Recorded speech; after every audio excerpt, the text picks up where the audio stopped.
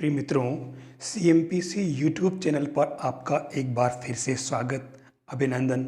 तो लीजिए हम आरपीएससी फर्स्ट ग्रेड और सेकंड ग्रेड के जो भी स्टूडेंट्स एग्ज़ाम देने जा रहे हैं, ख़ास तौर से सेकंड ग्रेड के स्टूडेंट्स जो एग्ज़ाम देने जा रहे हैं मैथमेटिक्स का, मैं उनके लिए बहुत ही इम्पोर्टेंट क्वेश्चन आज फिर से आपके सामने लेकर आया हूँ।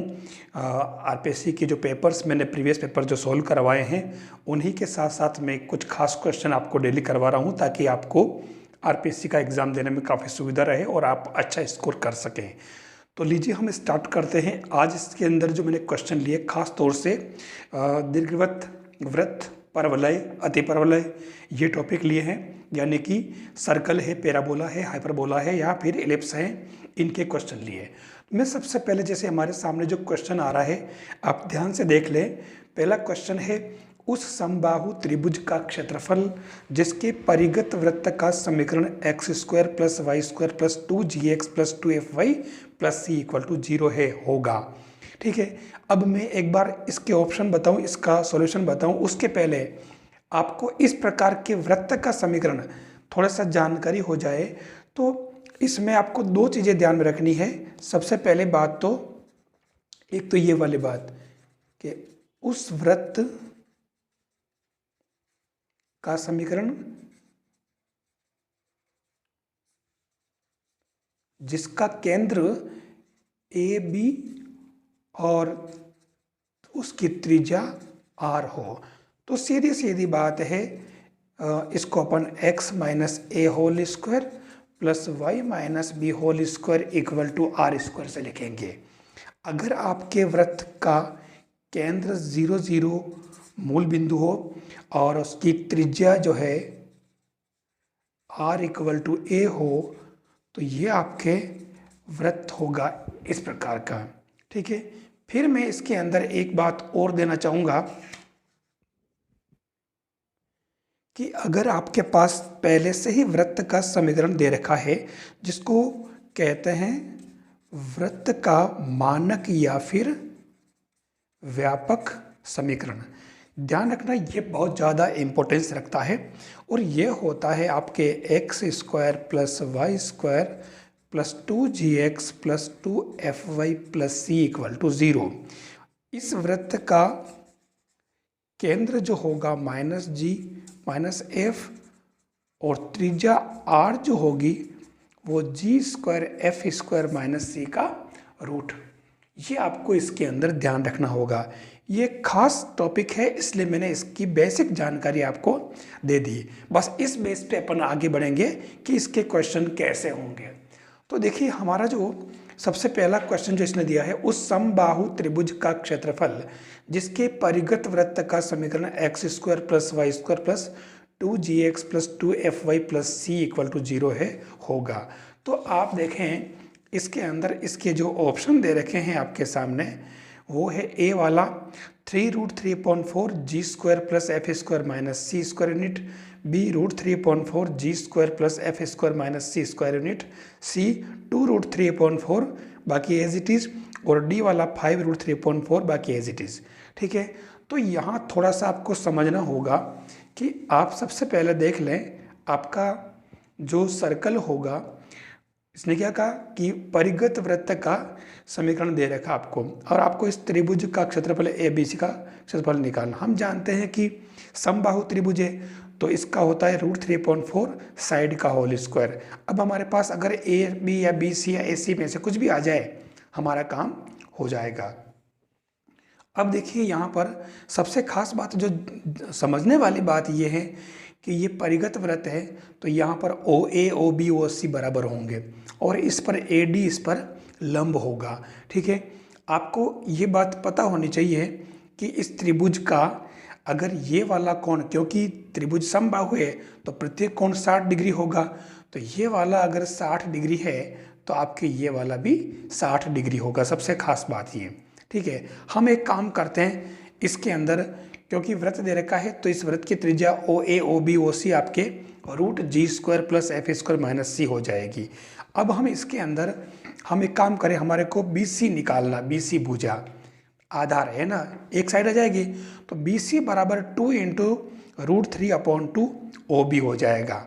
ठीक है, ये कैसे हुआ आप देख लें, साइन π/3 इक्वल टू लंब बटा कर्ण है ना, ये आपके इसके अंदर लंब हो जाएगा। ठीक है, और ये आपके हो जाएगा इसका कर्ण, तो ये साइन π/3 इक्वल टू लंब बटा कर्ण, और इससे हमारे पास में ये क्या आ जाएगा, B D equal to √3/2 O B. ठीक है, तो ये बी डी की वैल्यू अपन ने लिख दी √3/2 ओ बी। अब बी सी निकालेंगे तो √3 और 2 से 2 कैंसिल, और ओ बी हमारे पास पे दे रखा है g² + f² - c power half, अपने को पता है दे रखा है। तो अब हमारे पास में ये बी सी आ चुका है, एक भुजा आ गई है, समबाहु त्रिभुज है, तो इस केस में आप यहाँ पुट कर दें तो ये 3√3/4 g² + f² - c, यानी आपके ये पहला वाला ऑप्शन इसके अंदर करेक्ट हो जाएगा। कितना शानदार क्वेश्चन है, आप देख लीजिए, जैसे काफ़ी लंबा चौड़ा हो वैसा लग रहा है, लेकिन है कुछ भी नहीं है, बिल्कुल कॉन्सेप्चुअल क्वेश्चन इसने दिया है। देखिए नेक्स्ट क्वेश्चन जो है, if the circles x² + y² + 2ax + c equal to 0 and x² + y² + 2by + c equal to 0 touches each other, then, मतलब दो सर्कल दे दिए हैं, आपको सर्कल को ठीक से ऑब्जर्व कर लेना है, और अगर ये टच करते हैं तो आपके इसके अंदर कौन सा ऑप्शन करेक्ट होगा, a 1/a² + 1/b² equal to 1/c, 1/a² + 1/b² equal to 1/c², और 1/a + 1/b equal to 2/c, और a + b equal to 2c। हमारे पास चार ऑप्शन है। देखिए चारों ही ऑप्शन बिल्कुल एकदम सिमेट्रिक लग रहे हैं, जैसे सही सभी सही हो, लेकिन वास्तव में ऐसा है नहीं। हम जब ऐसे क्वेश्चन आते हैं तो सबसे पहला काम ये करें, आप इनके डायग्राम बना लें। ठीक है, ये सर्कल, दूसरा सर्कल, इसका केंद्र आपके C1, इसका केंद्र C2। ठीक है, तो आपको पता है कि C1 C2 equal to C1 + C2p हो जाएगा, C1p + C2p हो जाएगा, आपको पता है, दिस प्लस दिस। बस आपके पास C1 और C2 इनके केंद्र निकालने हैं ना, तो ये केंद्र अपन ने निकाल लिए, C1 है -a0, C2 है 0 - b, और C1p इसकी radius √a² - c, C2p equal to √b² - c। आपको पता है कि रेडियस का जो फॉर्मूला होता है वो g² + f² - c रूट, और जो सेंटर होता है वो क्या, -g - f। ये वाली प्रॉपर्टी यूज़ करके हमने इसको निकाल लिया, जो मैं पहले क्वेश्चन के अंदर मेंशन कर चुका हूँ। बस यहाँ पर एक रहा कि दोनों सर्कल अगर एक को टच करते हैं, हमने इस फॉर्म में मान लिया। हाँ, ये अंदर की तरफ भी हो सकता है, लेकिन इसने कुछ कहा नहीं इसके अंदर, तो आप इसको इस तरीके से बना लें। ठीक है, बस हमने ये लगा दिया। C1 C2 कैसे निकाला, हमारे पास दोनों के बीच की दूरी है, दोनों कोऑर्डिनेट है, तो दूरी सूत्र लगा करके C1 C2 निकाल लिया। ठीक है ना, बस इधर C1p + C2p, बस आप इसको होल स्क्वायर कर लें दोनों तरफ, तो ये इधर 2c equal to √a² - c b² - c root में, तो आप देखो ये 2 से 2 कैंसिल, और ये 1/a² + 1/b² equal to 1/c, यानी कि पहला वाला ऑप्शन इसके अंदर आपके करेक्ट होगा, ए वाला 1/a² + 1/b² equal to 1/c। ध्यान रखना c² ऐसा लगता है जैसे ये सही हो, लेकिन लगने से यहाँ काम नहीं चलता, आपको ठीक से समझना पड़ेगा, थ्योरी अप्लाई करके और आंसर तक पहुँचना होगा। कितना अच्छा क्वेश्चन है, ध्यान देना। नेक्स्ट क्वेश्चन में ध्यान रखना इलिप्स और हाइपरबोला के लूँगा, लेकिन मैं थोड़ा सा आपको इलिप्स और हाइपरबोला का जो है किस तरीके का फिगर होता है और इसके लिए कौन कौन से जो कॉन्सेप्ट हमें पता होने ज़रूरी है। तो देखिए सबसे पहले मैंने यहाँ पर इलिप्स के दो इक्वेशन लिए हैं, x² / a² + y² / b² equal to 1 जब a ग्रेटर देन b, दूसरा x² / a² + y² / b² equal to 1 when a less than b। तो दोनों के मेन इक्वेशन को आप ठीक से देख लें, और दोनों के अंदर इक्वेशन तो सेम है, लेकिन फ़र्क क्या है, a ग्रेटर देन b और या a लेस देन b। मैं आपको थोड़ा सा इसके अंदर बताना चाहूँगा कि यहाँ पर दो जो एलिप्स हैं, ठीक है, तो आपके ये वाला एलिप्स बनेगा ये इस तरीके से, ठीक है, जबकि ये वाला एलिप्स बनेगा इस तरीके से खड़ा। ठीक है, ये आपको ध्यान रखना होगा। इसमें ये a डैश b डैश और इसमें ये ए डैश बी डैश। थोड़ा सा फर्क दोनों में यही से, और इसलिए इसने कहा कि ये क्योंकि इसके अंदर ए डैश इक्वल टू 2a और B dash equal to 2b, और यहाँ पर भी यही है, लेकिन यहाँ पर क्या है कि ए ग्रेटर देन बी और यहाँ ए लेस देन बी, ये इसके अंदर फ़र्क है। तो मैं अब इसी बेस पे ये इसके लिए और ये इसके लिए तो डायग्राम ध्यान में रखें। और अब इसके अंदर सबसे पहली बात आप देख लें, सेंटर इसका 0 0 है, ठीक है, तो इसका भी सेंटर 0 0 है, ठीक है। दूसरी बात आती है वर्टिसेस प्लस माइनस a0, ठीक है, तो ये आपके ध्यान रखना, ये डिस्टेंस जो है a है, तो इसके कोऑर्डिनेट आपके प्लस का a0 और इसके है माइनस का a0, और इसलिए इसने प्लस माइनस a0 का है। जबकि इसके अंदर आपके जो है वर्टेक्स इसके ये माने जाएंगे, क्योंकि इसने डायरेक्शन बदल दी है, खड़ा हो गया है, तो इसलिए इसका वर्टिसेस क्या हो जाएगा, शीर्ष मतलब है ना, शीर्ष 0 प्लस माइनस b, ठीक है ना। यहाँ पर आपके ये बी डैश इक्वल टू क्या है 2b, ध्यान देना सेम ऐसा ही है, ठीक है। तो ये वर्टिसेस दोनों का फर्क ध्यान रखना, यानी शीर्ष का। फिर हम बात करें इसकी फोकाई यानी कि नाभि ध्यान रखना, प्लस माइनस AE0, जबकि इसमें 0 कोमा प्लस माइनस BE, ये फ़र्क है। फिर चलते हैं मेजर एक्सेस, इसके अंदर मेजर एक्सेस ये आपके है ए डैश जिसको 2a लिखा, जबकि इसके अंदर मेजर एक्सेस क्या हो जाएगा, ये वाला 2b, ठीक है ना। तो ये इसके अंदर आपको ध्यान रखना होगा। फिर इसके अंदर ऐसे ही माइनर एक्सेस की बात करें तो ये 2b और इसमें 2a हो जाएगा, है ना, इसमें ये माइनर और इसमें ये माइनर बन जाएगा, ये इसके अंदर डिफरेंस है, ठीक है। फिर अपन बात करें डायरेक्ट्रिक्स की, तो ये x equal to plus minus a upon e और यहाँ y equal to plus minus b upon e.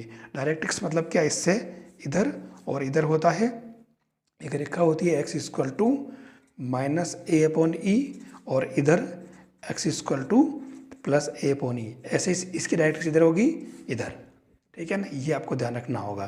फिर डायरेक्ट मतलब नियता है ना, नियता ध्यान रखें।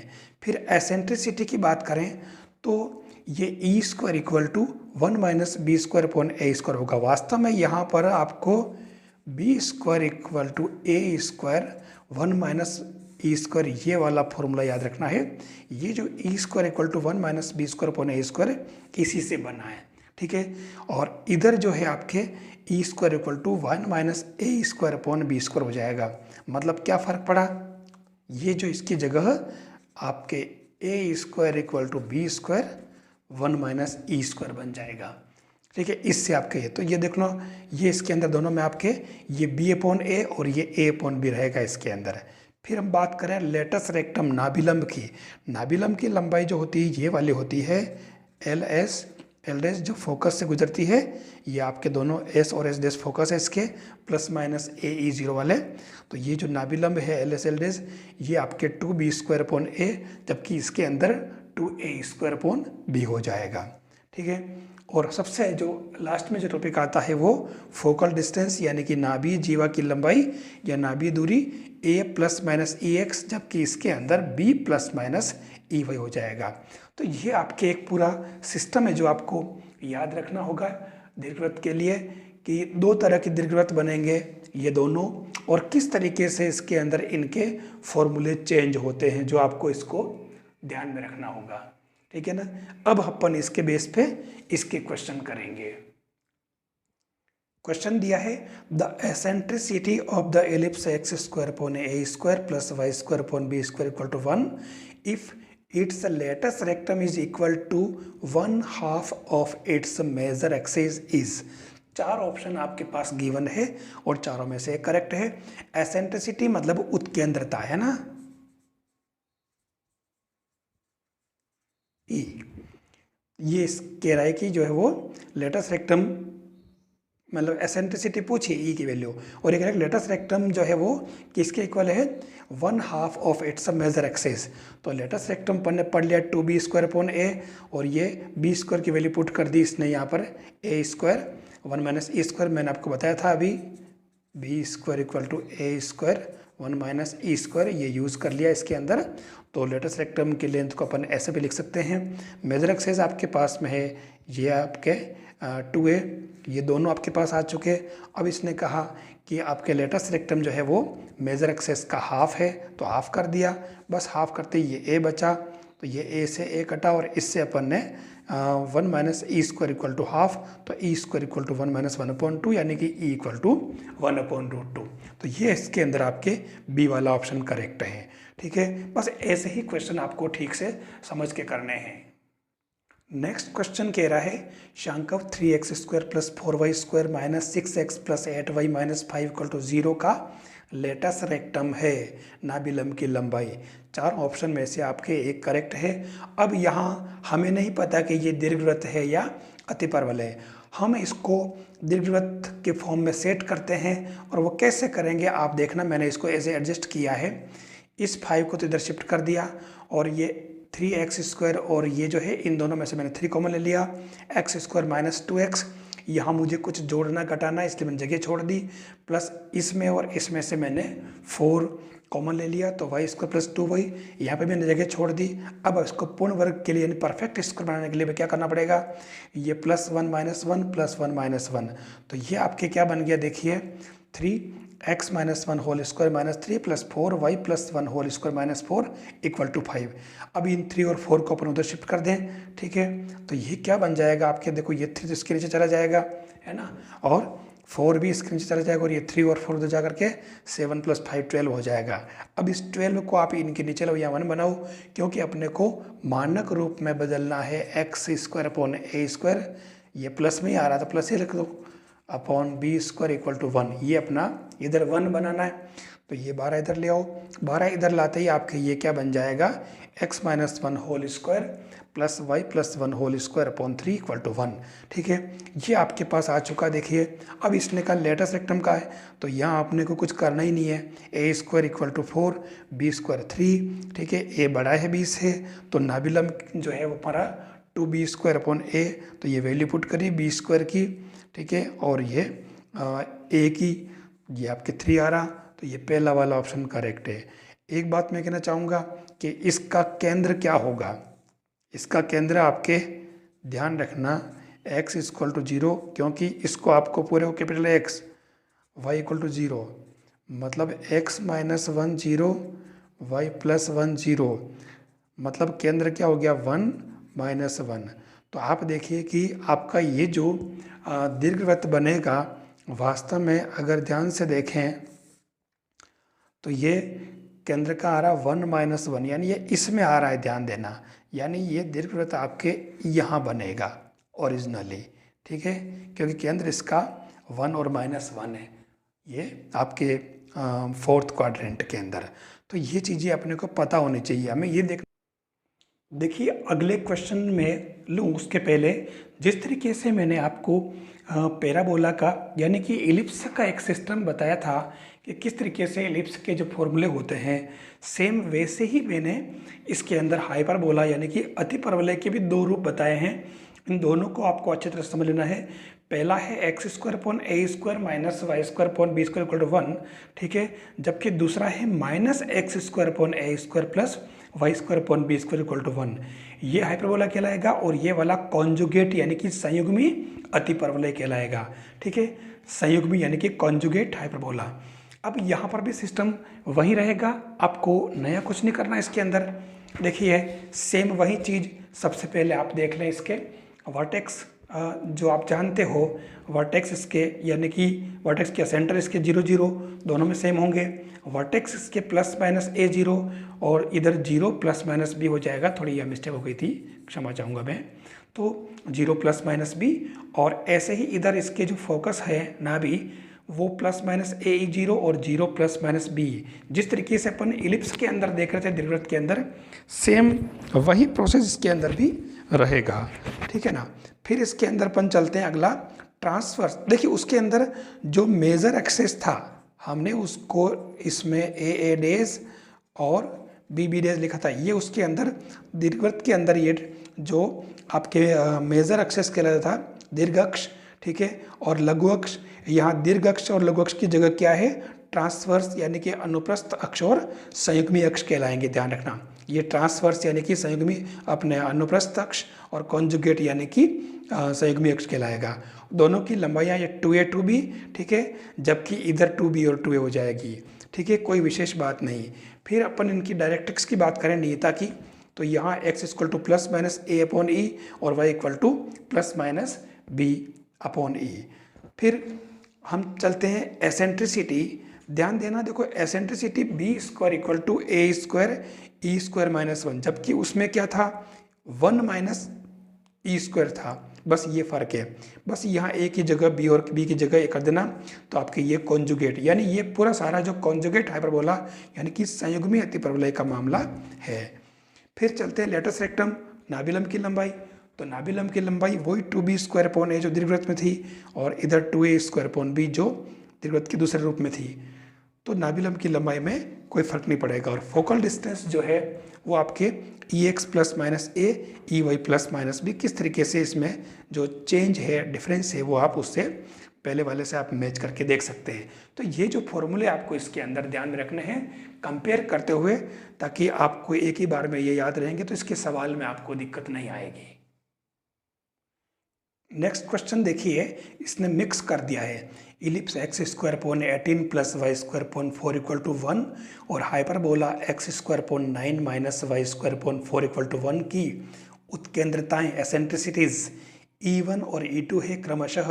तो निम्न में से कौन सा ट्रू है?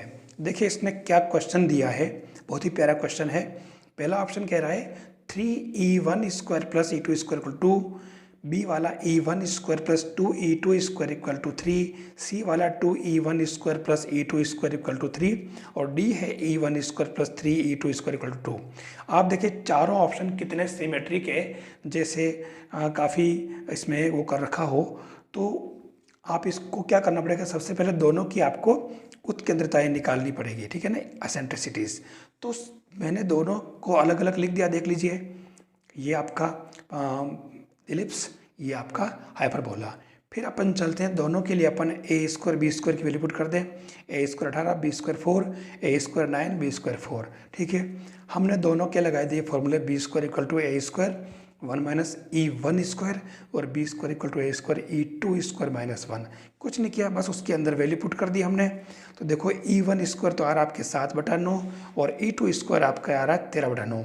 अब आपको इसमें एक एक करके मोस्ट प्रोबेबल को आपको इसमें वैल्यू इसके अंदर पुट करके E1 स्क्वायर E2 स्क्वायर की और हमें रिजल्ट देना पड़ेगा। तो मैंने इसके अंदर ये सी वाले में किया है 2E1 square plus E2 square equal to 3 वाले में एक आइडिया लगाया था, कोई सा भी हो सकता है, कोई ज़रूरी नहीं, हो सकता है अपने को चारों देखने पड़े। तो देखिए इसके अंदर E1 और E2 स्क्वायर दोनों की वैल्यू पुट करी, तो ये 27/9 आ रहा है इसके अंदर आपके, ठीक है।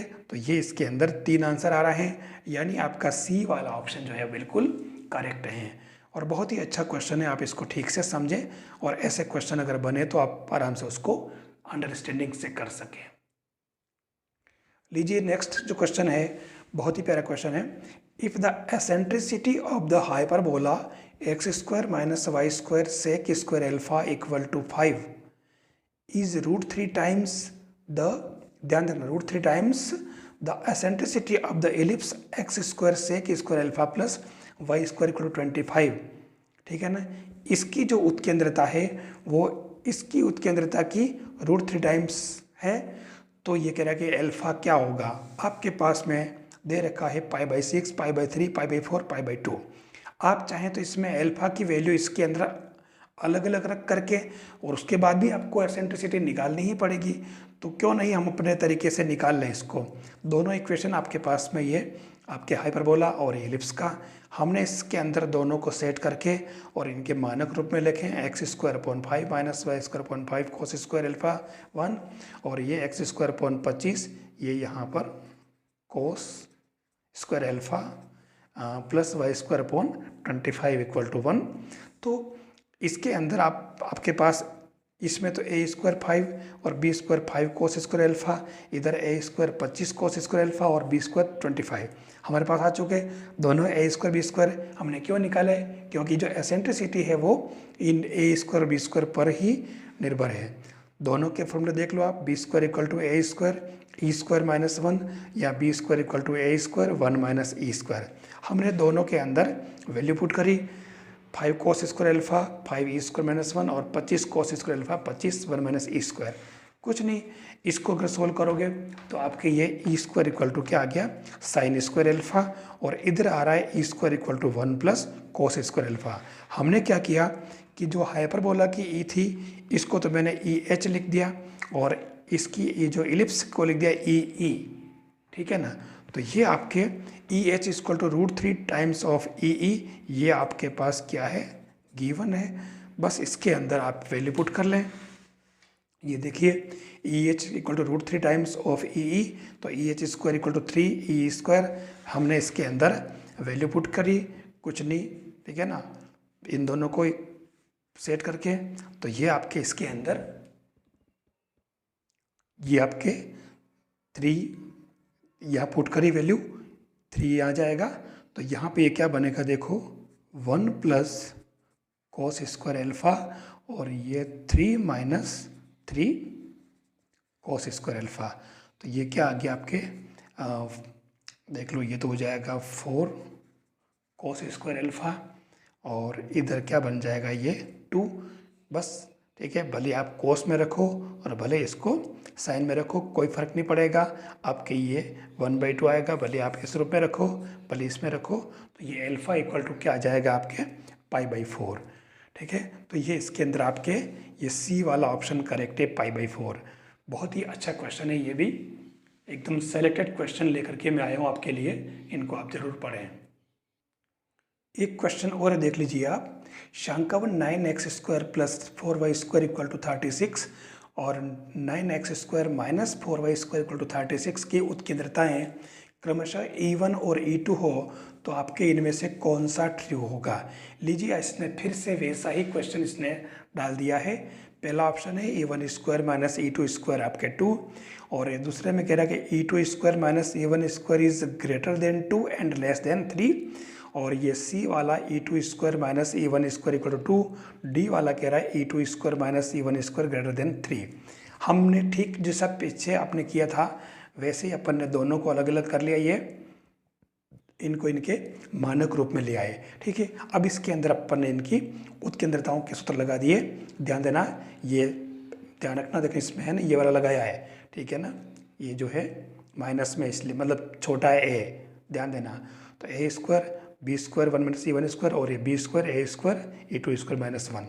अब इसके अंदर वैल्यू पुट की अपने, तो हमारे दोनों से देखो E1 स्क्वायर 5.9, E2 स्क्वायर अपने 13.4 आए, ठीक है। यहाँ हमने क्या किया कि जनरली इसमें या तो E1 square minus E2 square पूछा है या E2 square minus E1 square पूछा है। तो देखो 3 ऑप्शन में E2 माइनस E1 वाला है, तो हमने पहले मोस्ट जो प्रोबेबल है उसको निकाल लिया, E2 square minus E1 square.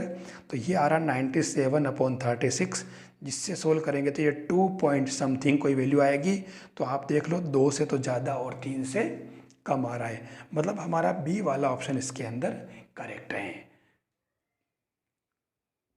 Next question है, उस हाइपरबोला का इक्वेशन जिसकी उत्केंद्रता √2 और नाभियों के बीच की दूरी 16 है और अक्ष जिसके निर्देश अक्ष हो, ठीक है। हमारे पास 4 ऑप्शन है, हमें इक्वेशन फाइंड करना है। तो देखिए, जो जो चीज़ दे रखी है, इसने कहा नाभियों के बीच की दूरी 2a है।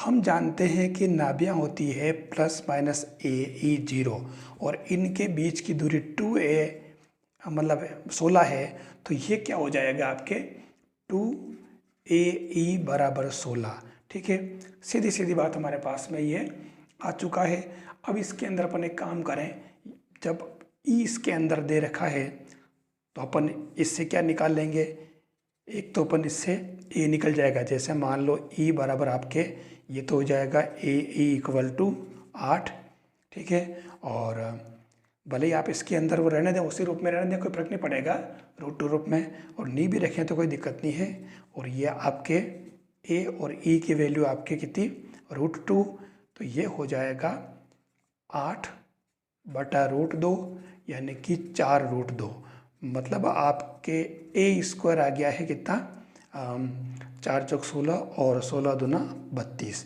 ठीक है। फिर हमारे पास में क्या चाहिए, B square equal to A square, और अति परवलय है तो ई स्क्वायर माइनस 1, तो ये आपके B square equal to A square हो जाएगा 32, और ई स्क्वायर हो जाएगा 2, है ना, दे रखा √2 जो 2 हो जाएगा, तो ये आपके बी स्क्वायर कितना आ गया 32। तो आपका जो अति परवलय का जो समीकरण होगा वो हमारे इस तरीके से अपन फाइंड करेंगे। तो ये एक्स स्क्वायर अपॉन ए स्क्वायर क्या हो जाएगा 32, minus Y square upon B square भी आपके कितना आ गया 32 1। तो ये फाइनली आपके इक्वेशन आ जाएगा X square minus Y square equal to 32, यानी आपके इसके अंदर ये बी वाला ऑप्शन करेक्ट है। ध्यान रखना ये क्वेश्चन आपके आरपीएससी 2011 के अंदर पूछा हुआ है, ठीक है। क्वेश्चन सिंपल ही है, कोई ज़्यादा मुश्किल नहीं है, लेकिन हमें अगर तरीका पता है तो अपन कर सकते हैं। नेक्स्ट क्वेश्चन है, किसी हाइपरबोला और उसके कॉन्जुगेट हाइपरबोला की उत्केंद्रताएं एसेंट्रिसिटीज ई और ई डेज हो तो आपके इन चारों में से कौन सा ऑप्शन करेक्ट होगा। बहुत ही जाना पहचाना और चिरपरिचित क्वेश्चन है, बहुत ही फेमस क्वेश्चन है, अक्सर इसको पूछा जाता है। तो आप सबसे पहले देख रहे हैं दो अति परवलय है। पहला अति परवलय है आपके X square upon A square minus Y square upon B square equal to 1, और दूसरा अति परवलय है आपके एक्स स्क्वायर अपॉन ए स्क्वायर माइनस का और ये बी स्क्वायर इक्वल टू 1।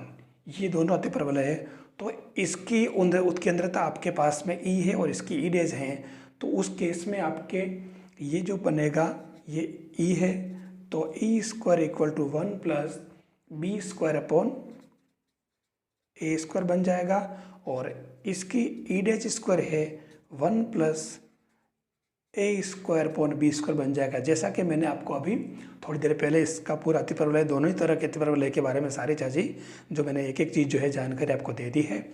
अब इसके अंदर आप क्या करें, ये बन जाएगा आपके e square equal to A square plus b square upon A square, और ये बन जाएगा e dash square equal to A square plus b square upon B square.